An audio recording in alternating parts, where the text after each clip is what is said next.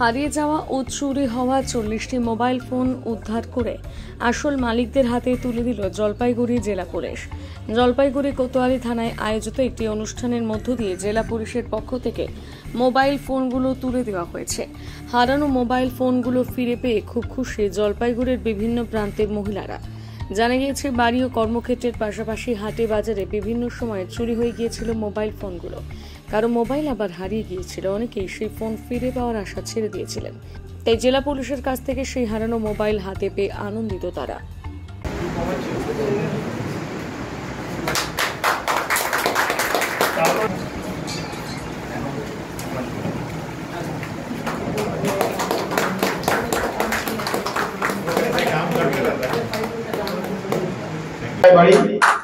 मार्च मासे मोबाइल हारिए एवं अक्षत अवस्था फेरत पेले।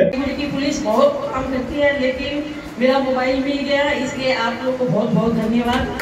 आप लोग ऐसे तरक्की करें। आगे हेल्प करते তারপরে আমরা থার্ড প্রোগ্রাম আজকে করেছি। যারা যার মোবাইল মিসিং হয়েছিল या মোবাইল হেরেছিল ওই মোবাইলটা আমরা রিকভারি করেছি এই মাসে। এই মোবাইলটা আমরা আজকে যারা রাইটফুল ওনার্স আছে যারা ওনারকে আমরা ফেরত দিয়েছি, এই তিনটে প্রোগ্রাম আমরা